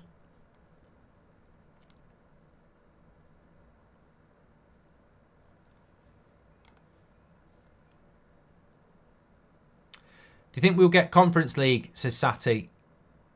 I'd be more confident of Newcastle getting 6th at the moment.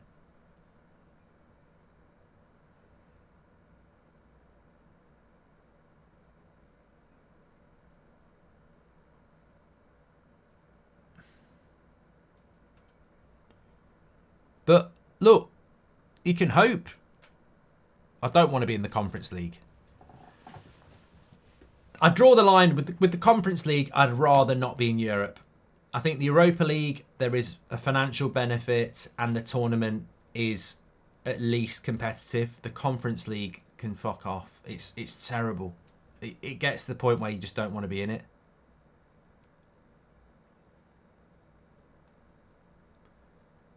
And look, I think for teams like Villa and Brighton and West Ham, fair play. It can be a pathway into the Europa League. But when you're Man United or Chelsea or, you know, one of the traditional big clubs, yes, it is arrogant, but you don't want to be playing in anything like that.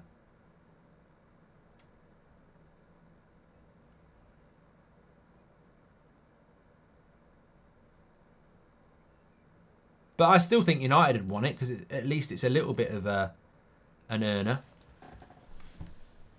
Southgate, I'll tell you what, Conference League would be perfect for Southgate. Win a tournament, any big club should win, and make out you're a good coach. Evie captained Isaac. Well done. I haven't done FPL for a month, so I've sort of given up. Although it's the longest I've gone for a long time. That's what she said. Please do subscribe to the channel, by the way. Bottom right-hand corner. Don't forget, we're on the United stand tonight, 5:30. Man United against Bournemouth becomes an even bigger game now. I don't see United winning. I've gone with a draw in that.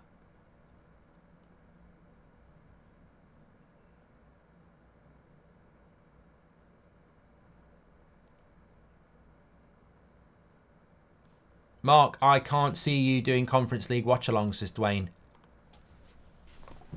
The problem is, I've done pre-season watch-alongs at 3 o'clock in the morning. You know I'd have to do it. I'd despise it. I mean, there's a group stage, isn't there? Even the final of the Conference League is crap. I mean, who are you going to play? Lille? All due respect to Lille.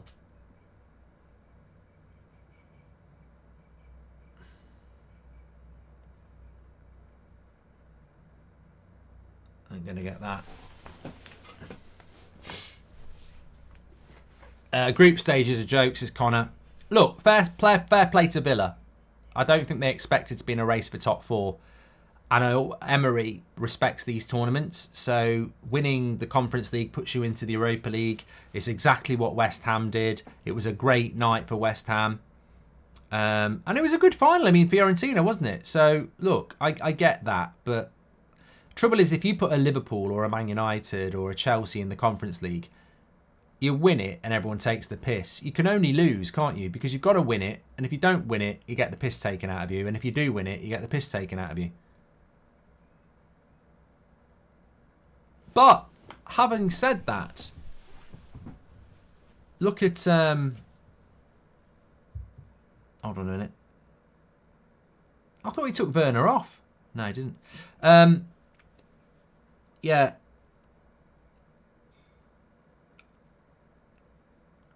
Injury there.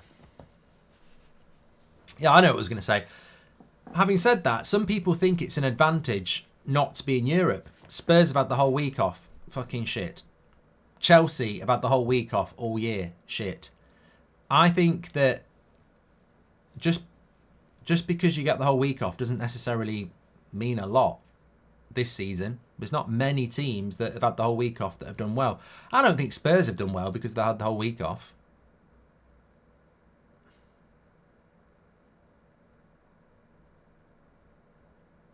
I still think Spurs will get top four. Spurs' next game is a week tomorrow against Arsenal. Giggs versus Bale, Paul, says Umzi. Well, I've got no interest in it, but if anyone else has, I'll do it for you. Yeah. I mean, all you're going to get is people, the Chuff Brigade, thinking they know football. I mean, how many people were actually alive when Ryan Giggs was playing football? So you get Chuff Brigade going, Bale, Bale, Bale. Living up their mum's chuff, making decisions on something they didn't see.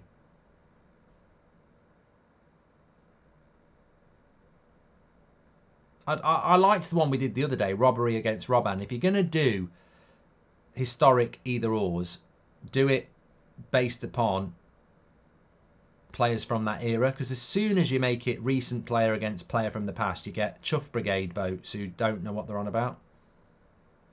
I've seen YouTube clips. Yeah, it's not the same. Maddison shoots from distance. What do you think about Leicester losing, Mark? Says Joseph. Today?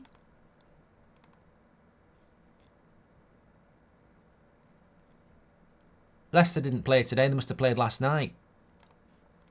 Losing to Plymouth. Fucking hell. Plymouth? Pieface FC? Oh my God. What's going on? Championship's looking really interesting because Ipswich are at home to Middlesbrough, which of course is McKenna against Carrick. Used to be coaches together at United. You'd fancy Ipswich to win that. Leeds are 0-0 against Blackburn. But as I said, we're approaching that sort of time of the season now where teams start to get very nervous. Kulusevski. Spurs trying to get at least one back here. Newcastle don't need to put the, I wouldn't say effort, but they don't need to be attacking as much now. Yeah, so Leeds are currently top with 88 points. Joint with Leicester and Ipswich on 88. Bloody hell, one of them's going to miss out. That's the scary thing. And then you go into the lottery of the playoffs. I tell you what, I wouldn't want to be Leeds, Leicester or Ipswich if you miss out on promotion and go into the playoffs. You got someone like Norwich who could be in the playoffs. They've got 20 points less. West Brom could be coming back up as well.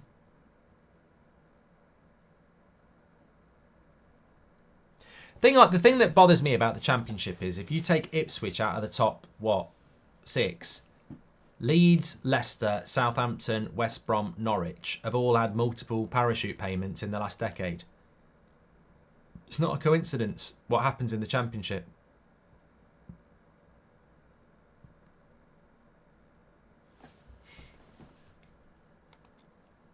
That's why I'd like Ipswich to come up. Newcastle and Manchester United have similar injury numbers, but it's frustrating seeing how Eddie Howe can get the effort levels way higher than Ten Hag, says Lee. But I've already explained this, Lee. I don't think people want to go over same things, but I already explained this in the first half.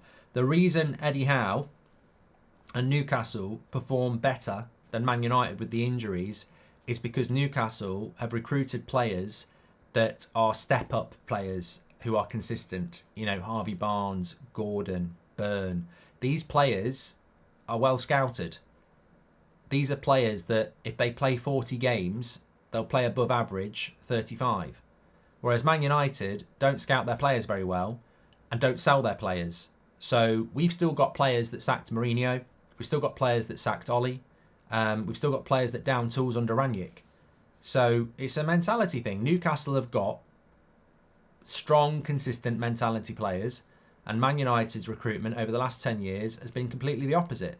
Man United would rather pay 200 grand for a player that's talented but doesn't have a mentality. This is what Man United need to change. And you can blame the manager for that if you want to, but I would say, well, he tried to sell 3 players last year that are still here. Mourinho tried to sell 3 players that are still here. If you don't sell the deadwood, the deadwood survives. What do you think about Rasmus Højlund's future at Manchester United as a Newcastle fan? If you give him service, he'll score goals. Like, people were moaning about Rasmus before Christmas, wasn't getting any service. After Christmas, everyone was saying how good he was, got a little bit of service. Not loads, got a little bit. Last 4 or 5 games, 0 service, people are moaning about him again. He's had 1 shot in 3 games. You can't survive on that. Look at Haaland. He's had criticism, but he's not getting any service. Look at Isaac today. 2 wonderful balls. He's took the goals.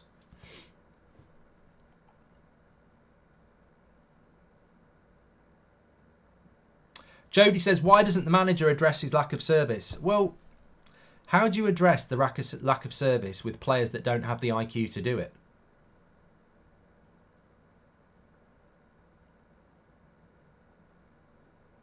It's one thing saying to Anthony Gordon, feed your striker. He's been doing it all season. You're going to ask Marcus Rashford and Bruno Fernandes to feed the striker. They don't do it.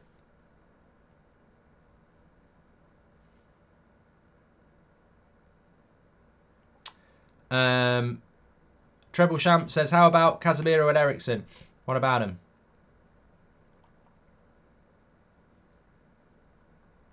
Look, I'm doing a United stand watch-along at 5:30.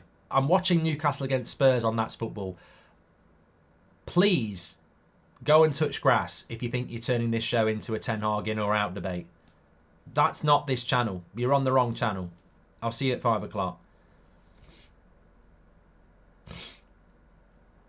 3v3 here. What a ball. No, he got it wrong. But this is a huge blow for Spurs. Like, Spurs have got to play Liverpool away, Arsenal at home, Chelsea away, Man City at home.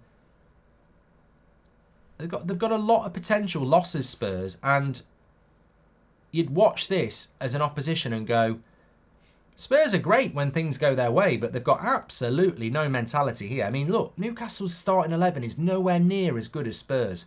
Nowhere near. And they've absolutely dominated them.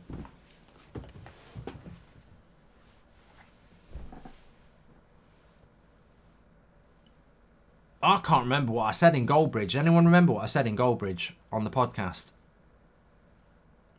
Daniel says, what's your schedule for watch-alongs this weekend? Man United on United Stand at 5 o'clock for Bournemouth. And then tomorrow afternoon, it's Villa at Arsenal.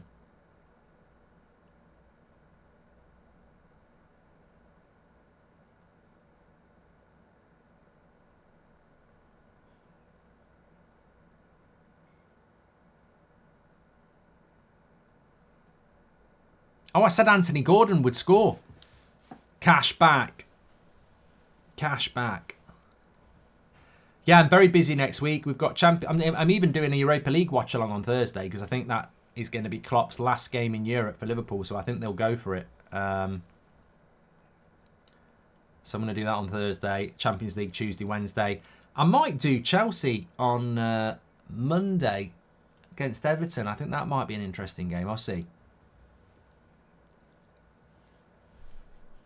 Please do subscribe, by the way. Thank you very much, everyone tuning in.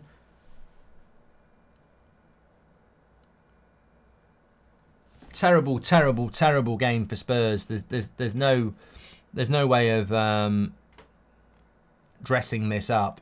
Look at the stats. 2 shots on target.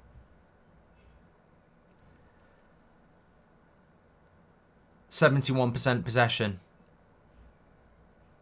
This is why I love football. I've seen Brentford do this to teams numerous times. And this is where people don't understand football because, let me just go back to that, right? You will get people in the chat going, oh, look at Eddie Howe. Eddie Howe. Oh, look at Eddie Howe. What a great manager he is. And he does deserve credit. But do you want Liverpool or Man United or Chelsea or Arsenal having 30% possession at home? You've got to look at football on a different level. This works for Newcastle. They've got problems. They've got injury problems. They've got, they can't spend the money. But he's winning 3-0 with 30% possession. This is what Thomas Frank does. It's defensively solid and it's transitionally quick. It ain't great football. It's effective football. It's 30% possession. And it works for Newcastle, and you have to respect it.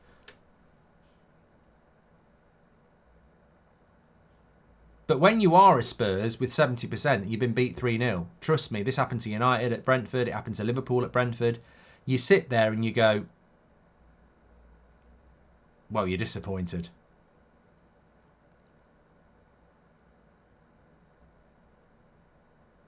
But this is why in these sort of games, it's so important to score first.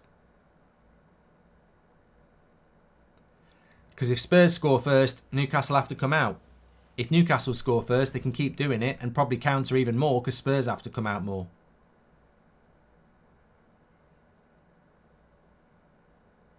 They did it. They did it last week against Fulham. I'm sure they did it last week against Fulham. Let me have a look. They've won their last 2 games. Brilliant. Yeah, they won 1-0 last week. 1-0 against Newcastle. Fulham. At Fulham. Newcastle won 1-0. 70% possession for Fulham. 30% for Newcastle. This is just... You've got to applaud it from Eddie Howe. He's basically parking the bus and counter-attacking at speed. If Ten Hag did this at United, he'd get fucking slaughtered because it's Man United. But Eddie Howe at Newcastle, the expectations, the injuries, it's a masterclass. But I'm telling you now, if you try to do that at Anfield or you try to do that at the Emirates or you try and do it at Old Trafford, you won't get away with it. And I think sometimes you should. I think sometimes you should be able to do it. Because if Newcastle came out and tried to play football, they'd get beat. They've hit the post. I think it's acceptable when you're fighting to survive. He's took 6 points. He's took 6 points from his last 2 games with 30% possession. Where did you get the Ten Hag hoodie from? Says Save Danny. United Stand Shopify page. Just type it in on Google or whatever search engine you use. Does anyone else use another one these days? Who remembers Ask Jeeves?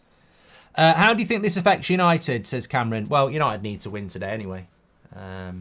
It doesn't help United, of course, because Newcastle are on a run at the moment. But you can't keep wishing other teams lose points. That's not how it works.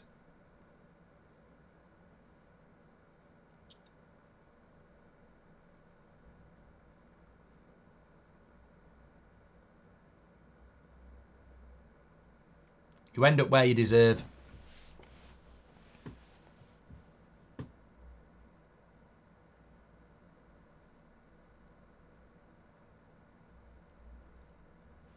What do you think about Spurs football?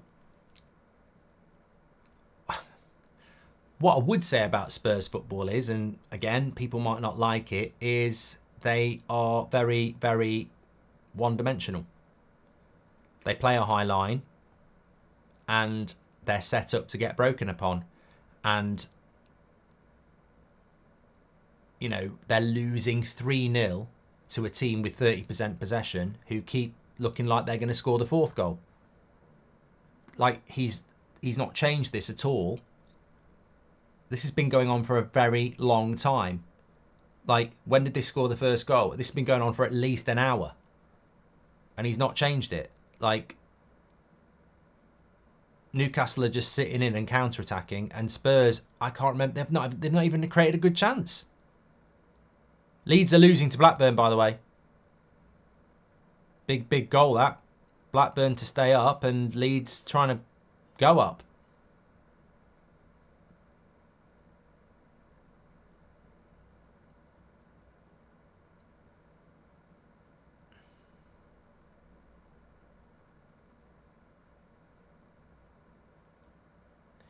Also, the problem with Spurs is it's all very delicate, isn't it? You know, Son, Werner, Johnson, Kulusevski, they're all wingers, really.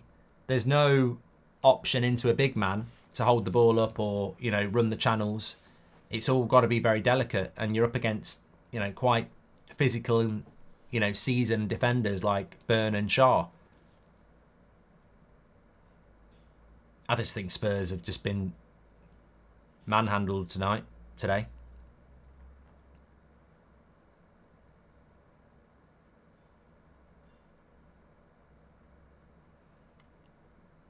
I mean, look, Spurs-Arsenal's a different game. Personally, I think Arsenal will batter them. But it's a North London derby. Arsenal are going for the title. We know what happens in a derby. It's very hard to predict. But the balance of this Spurs side is not good at the moment. Yeah, they can knock the ball about, but they create nothing. And against Arsenal's defence,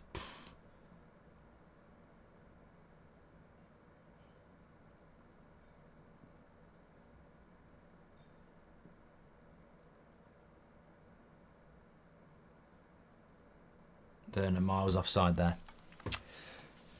Thanks for all the super chats, by the way. Really appreciate that. And thanks everyone who subscribed. As I said, I'm going to be on United stand at 5 o'clock. There's no way back for Spurs now. 85th minute. Cracking result for Newcastle. I don't think many people would have gone with a 3-0.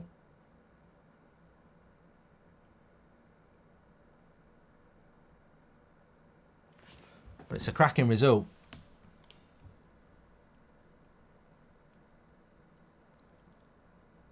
Spurs high line against Arsenal could be interesting, says Nagash. Well, the thing about it is, football is hard, but it's also very simple.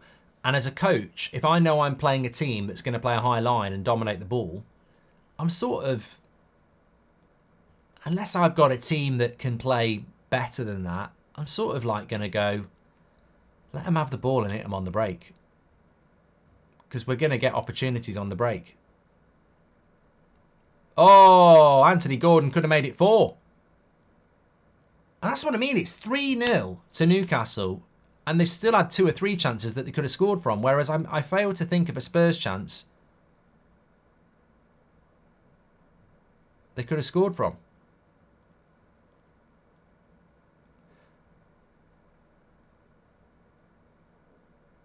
Guy says, is Lee Gunner even an Arsenal fan, honestly? I don't know who that is, mate, so I don't know. Steve Blackwell, thank you very much for your super chat. How do you think this affects United? Bournemouth till I die, says Pat. I actually do like Bournemouth away. I think it's a nice little ground, but ask me that at 7:30. Would I take Saka to Man United, says Ruby? Nah. I don't fancy one of the best right wingers in the world. Oh, what a goal.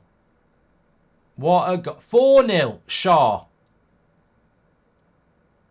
I mean, I'm going to do a match reaction to this because I just think Spurs are a fucking joke.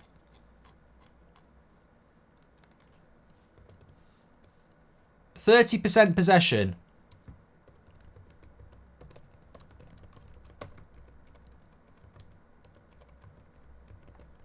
And Spurs Spurs lose 4-0. They're back. They're back. And I think that's the thing that's going to be bothering Spurs fans the most, isn't it? They've seen this before. They've seen it all before. And this is what I've been saying all season. All this talk about Ange. I've seen first season managers. I've seen what Solskjaer did for 6 months. You know, I saw Man United and Newcastle last year finish 3rd and 4th. Like, it's... and you look at that Spurs team today, and you look at that bench, and you look at that Newcastle team, and you look at their bench. Embarrassing. And, look, it doesn't do anything for me. I'm not a Spurs fan. Not a Newcastle fan either, but you can sense how you'd feel as a Spurs fan. You'd be fucking fuming with that. You'd be absolutely fuming. It's a long journey home as well. Long journey home.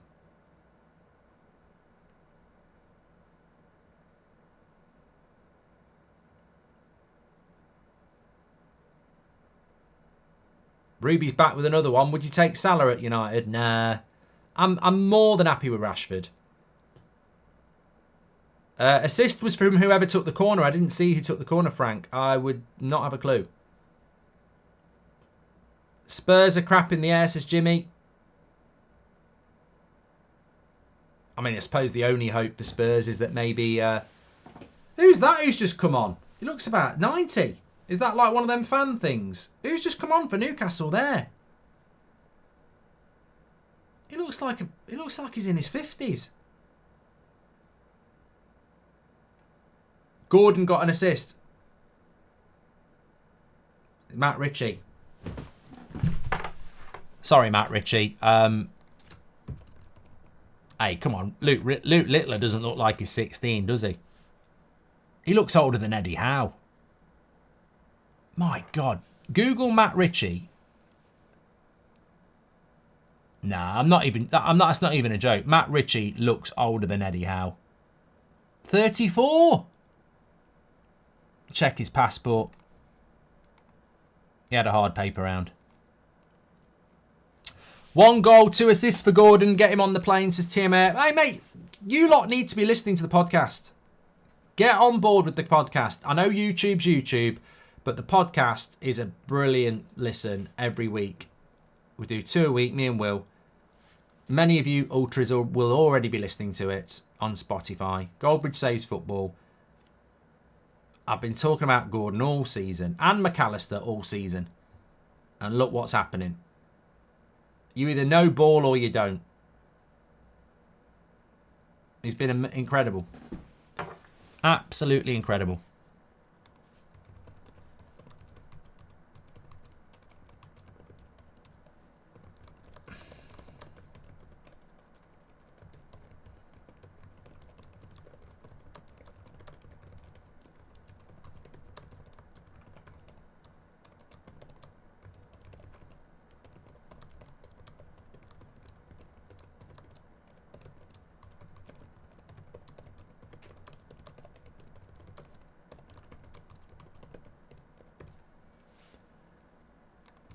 And I tell you what, the icing on the cake for Newcastle will be a clean sheet here as well, of course. With a make-do defence. They'll bloody love it.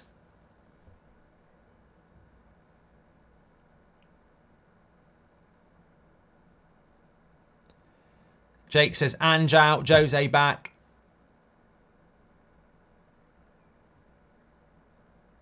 Yeah, well, in some ways, they've got the perfect game, haven't they? Arsenal. I mean, because if you can't get up for that. But, as I said, Spurs, I don't think they've been playing that well for a while. I just think they had a good run of home games where they could sort of get away with it a little bit. Like Forest at home. They could have been 2-1 down there. Wood missed a great chance. West Ham away, 1-1. Luton at home, 2-1. They were 1-0 down there. Fulham away, 3-0 loss. Obviously, the Villa win was fantastic, 4-0. Palace, I think they won 3-1. They were 1-0 down there. So they've been stuttering for a while now. Leeds are losing. Yeah, I think Leeds are going to lose.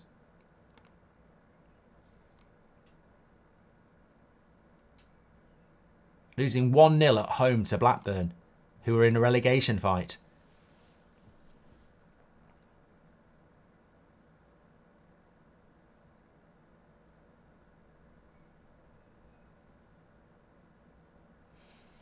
Five minutes added on.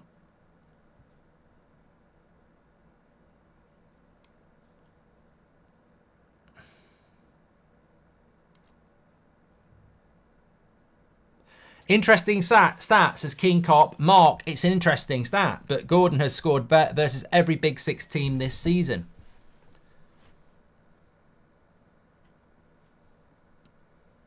Spurs too slow on the transition, says Mercury. Dog Lover says you've got to feel bad for Spurs. Well, there's always context about feeling bad for Spurs, isn't there? I mean, they still got Champions League football firmly in their hands. I mean, I think Villa will lose tomorrow anyway, which means they'll both stay on 60 points. I think the frustrating thing will be for someone like Newcastle, who will look at it and go, if we hadn't have had all the injuries, we're better than these.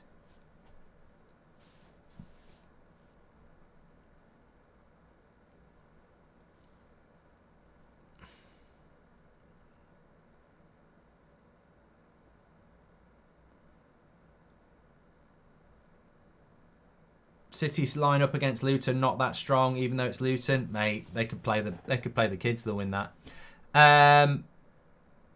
Colin says Ten Hag's sounds confusing as his English isn't very good.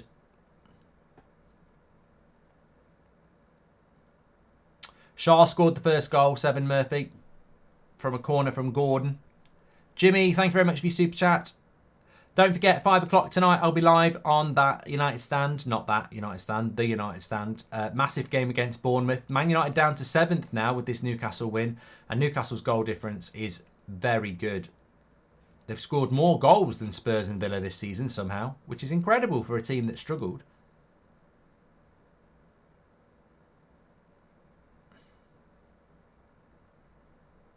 It's funny with Gordon, isn't it? People really laughed when Chelsea tried to buy him. I didn't see it, but the scouting of Gordon is absolutely spot on.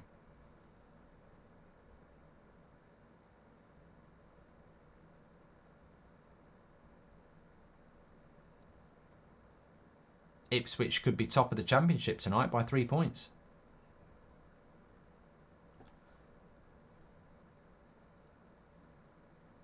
I had Shah on my bench for NFPL. I can't believe it, says Corrupt.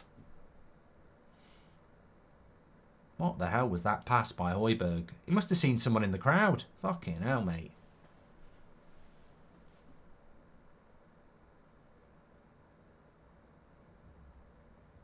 Oh, I wouldn't want to be on that coach. Oh, they'd probably get a plane back. Dark Moon says Leeds have had 74% possession and 17 shots to Blackburn's 3.